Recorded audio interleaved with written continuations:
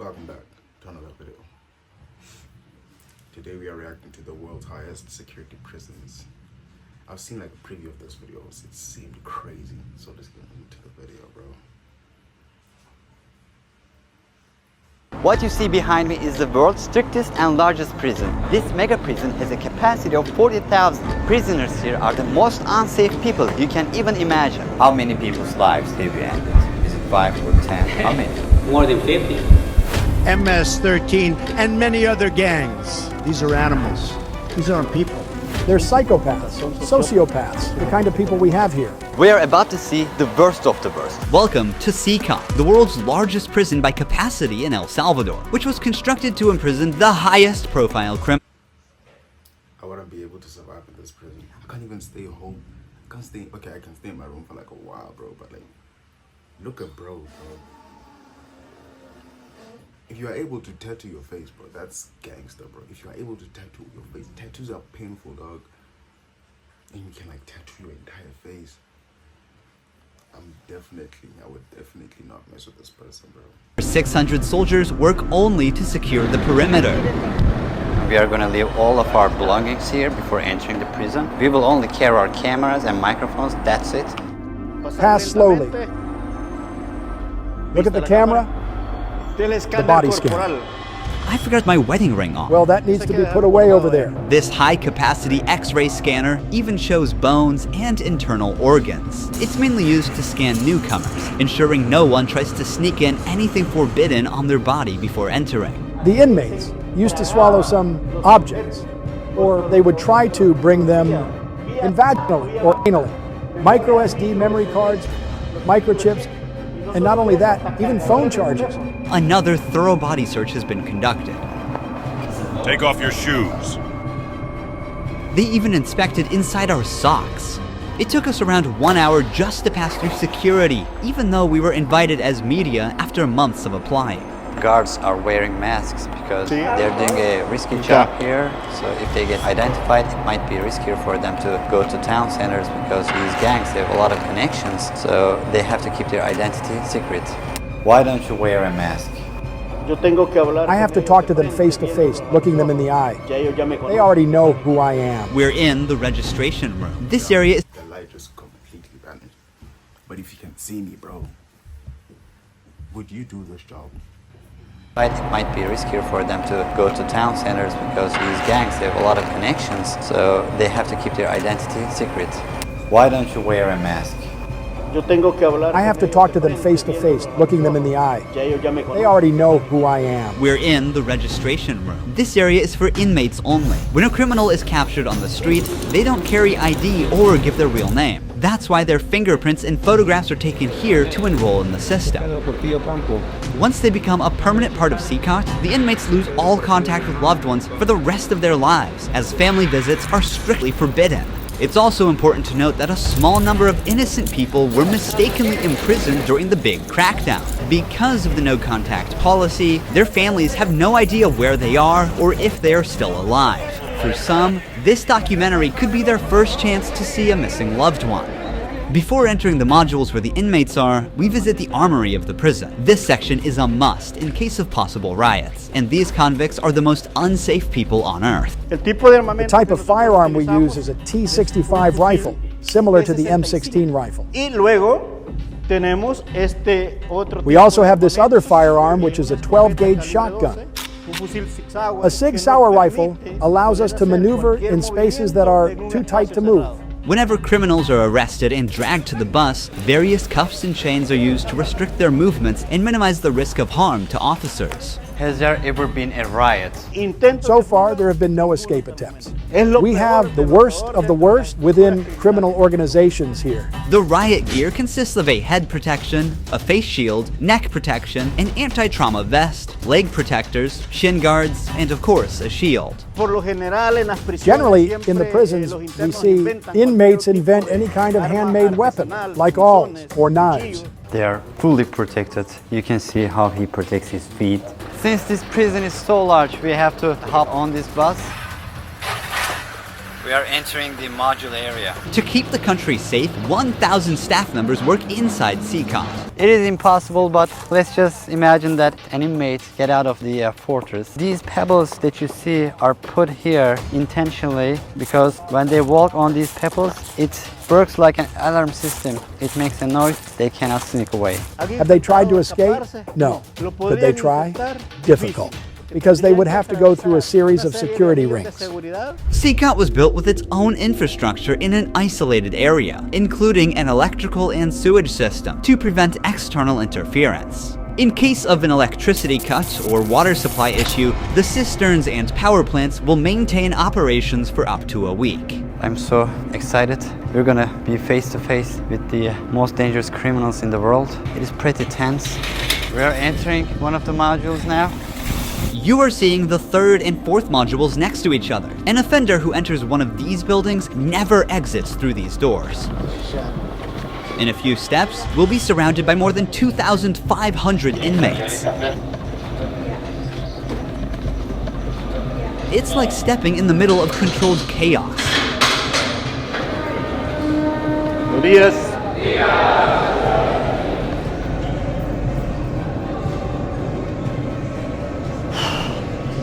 is so intense.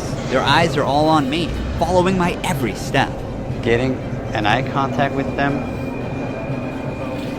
There are so many of them. I'm speechless.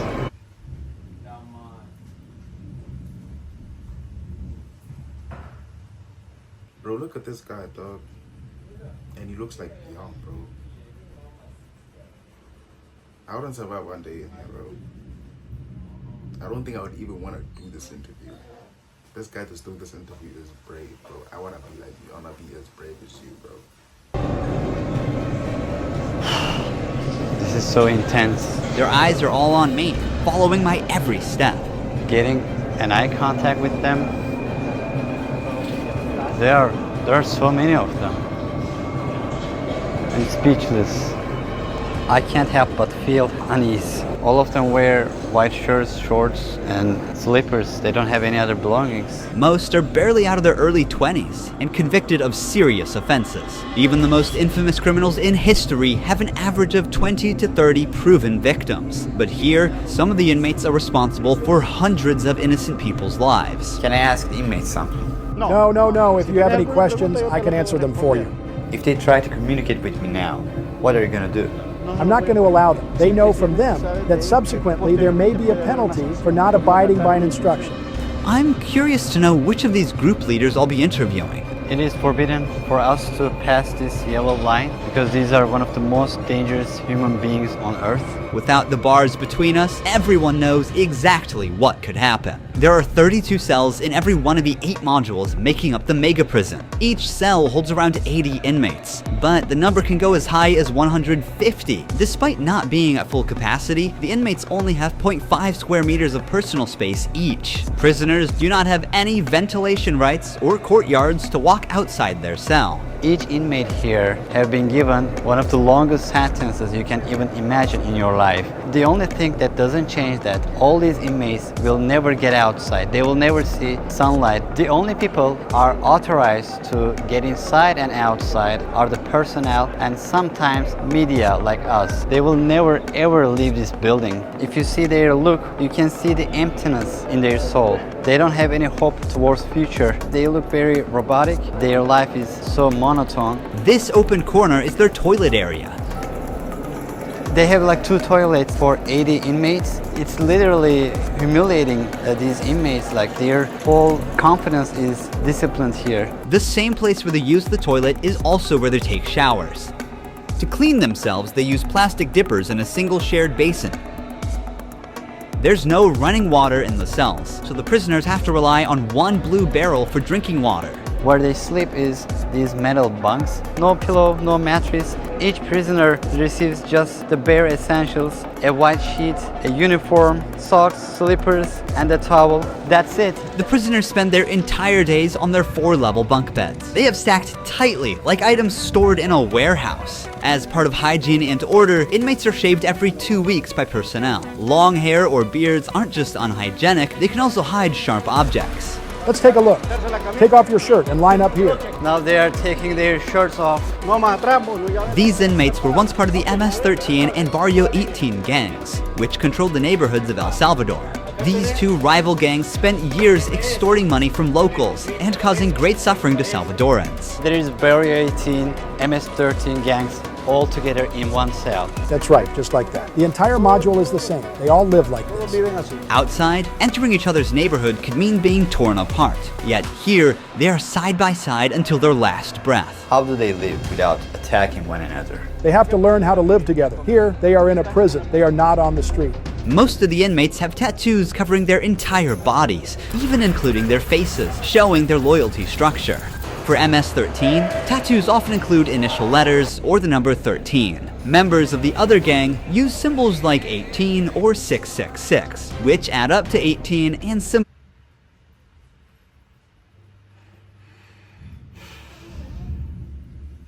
the devil, or they use Roman numerals. Having gang tattoos on one's face is a clear sign that they are one of the most ruthless and high-ranking members of the organization. Crossing paths with such a person on the street is the same as staring death in the face. A spiderweb tattoo represents being caught in the web of justice and serving a long prison sentence. The devil horns tattoo is a dark symbol that represents these individuals' worship of the devil. Some even claim that they carried out their actions under the devil's command.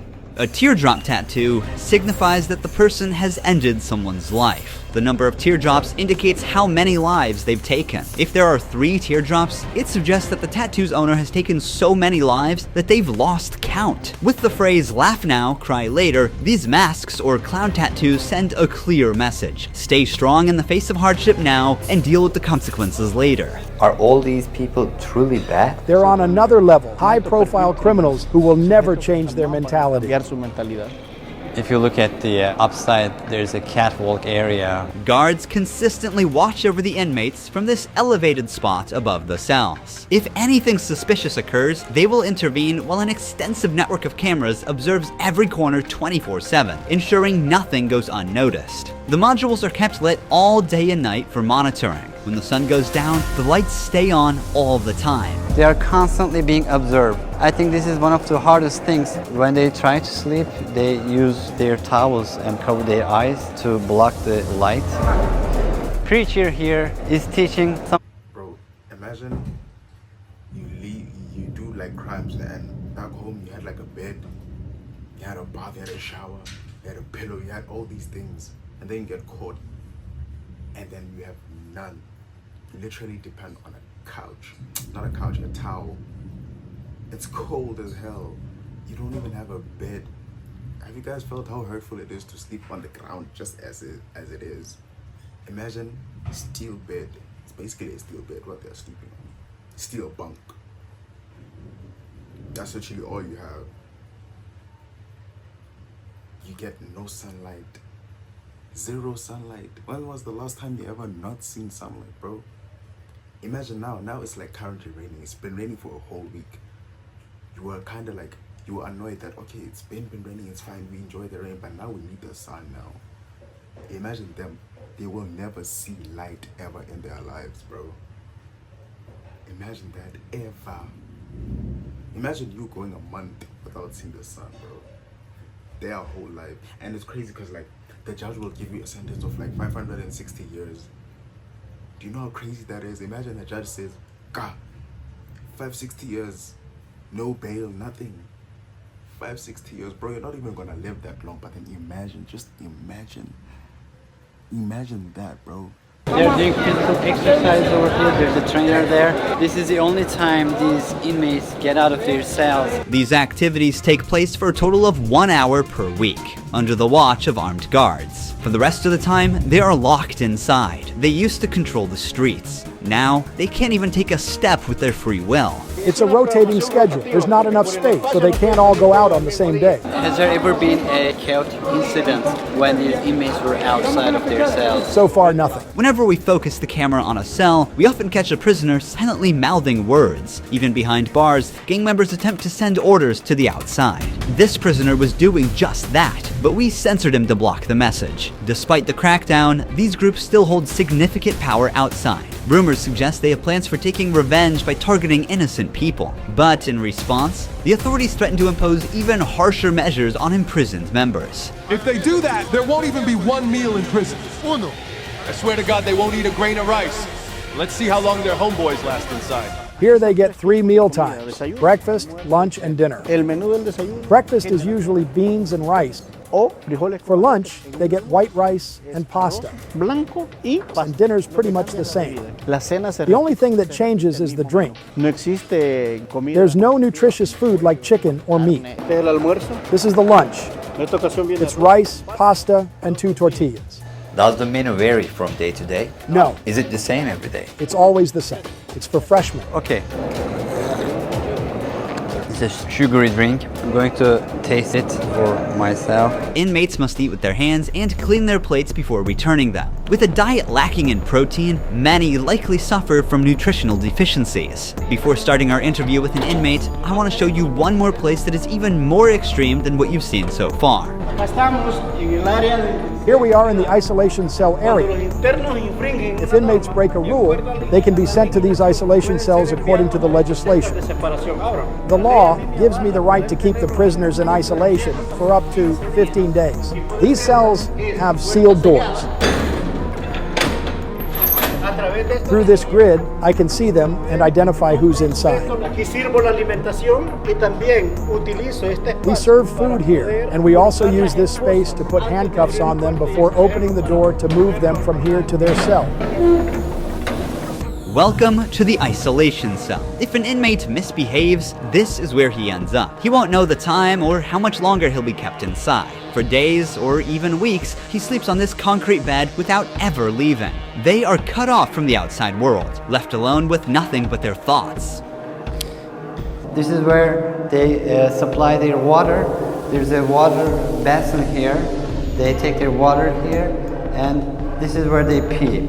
The basin for drinking water and the toilets are located side by side. The toilet looks recently used and dirty, suggesting that this cell has recently been used. The only light they have is this little hole that barely lets the sunshine in. This openness is also the sole source of fresh air. What is the most challenging thing about isolation room according to you? Inside, you don't even see your hands. So when someone is isolated, it is necessary for them to have something, a book, anything, to keep their mind clear. But here, they don't have access to any of that. No matter how tough a criminal is, this kind of isolation breaks them. This is necessary for the type of offenders that we have here. People who once played God by deciding who would live and who wouldn't live deserve the worst punishment. We don't show them mercy. They can ask for forgiveness, and may God forgive them. But here, justice must be served for so many victims, and it's the least they deserve. Now we're going to interview the inmate known as Psycho. Imagine how it is. It's probably not even close, but then just do this. And that's all you see for 15 days, bro. Do that, bro. I would never survive here, bro. If I'm being honest with you guys. And you'll think, maybe we will look at our jails and think, which, they are bad. But this is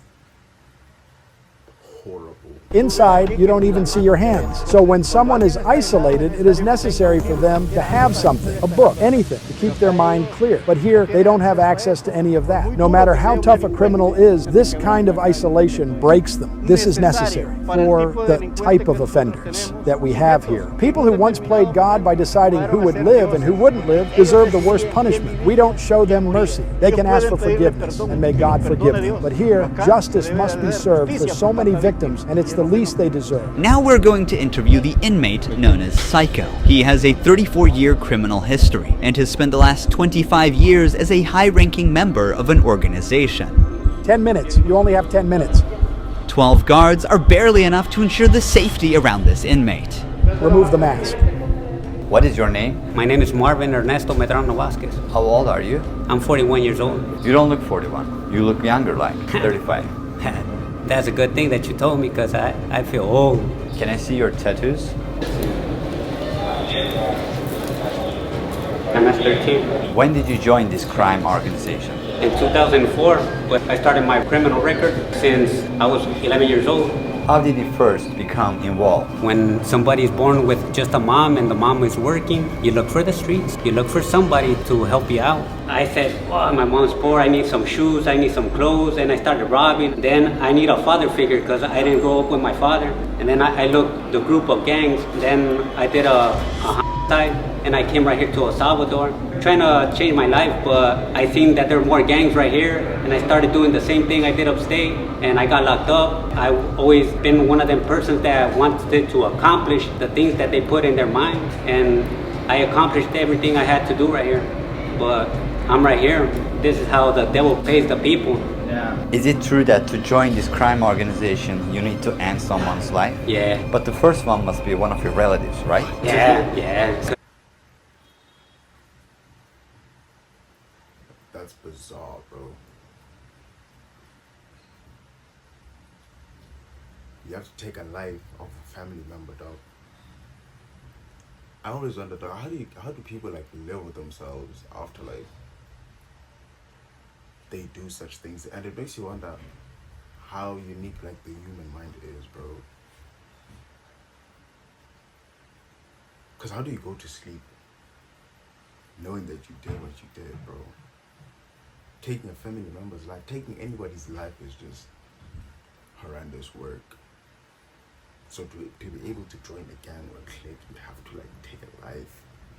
My God, bro. That's the most bizarre thing I've ever heard, bro.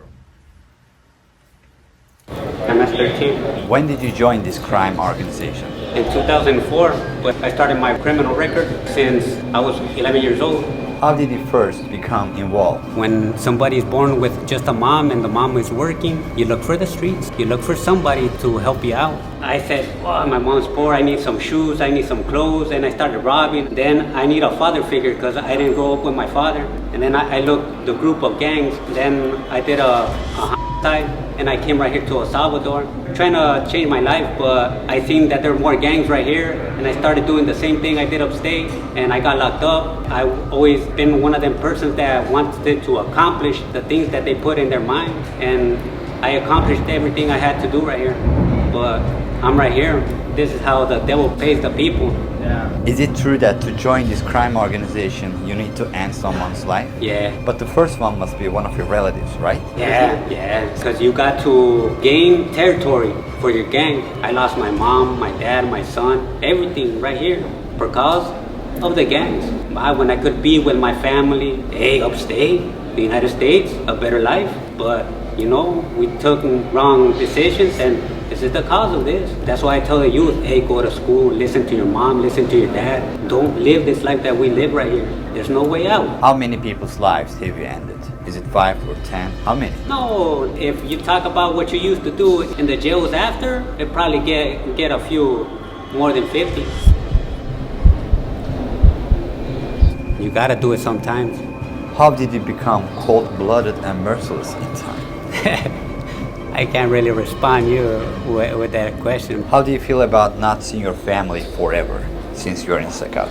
I feel bad because I seen my son the last time when he was 5 years old, and he's 21 years old right now. I want to see him. I want to tell him, don't do the same things that your dad did.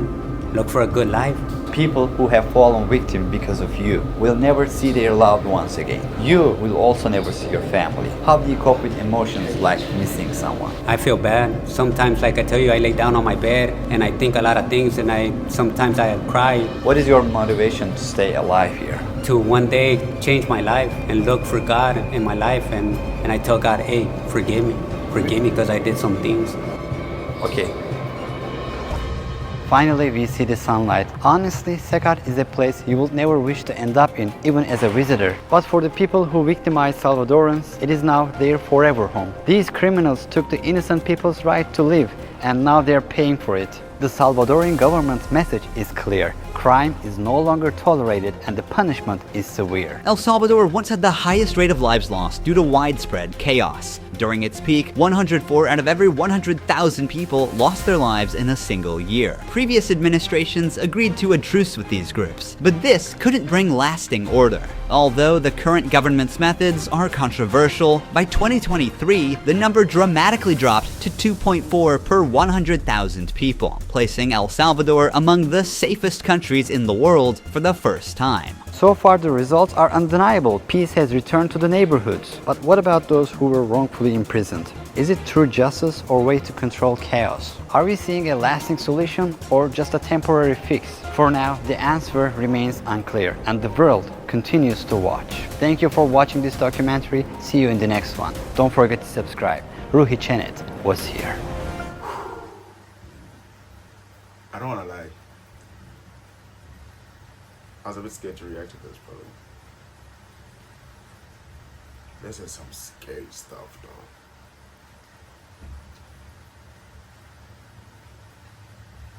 Imagine if you're like in high school, not in high school, if you're like in varsity, you can't go like 3 months, 4 months without seeing your family. Like you will miss them. These people are never gonna see their families, bro.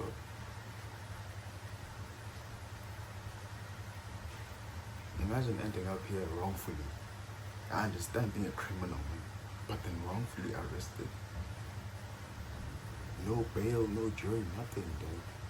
You stay here, knowing that you did nothing wrong, bro. That's scary, bro. But yeah, this was a great video. I don't want to lie, I enjoyed it. And I hope you did too, so like, comment, share, subscribe. And don't forget to turn on post notifications until the next video.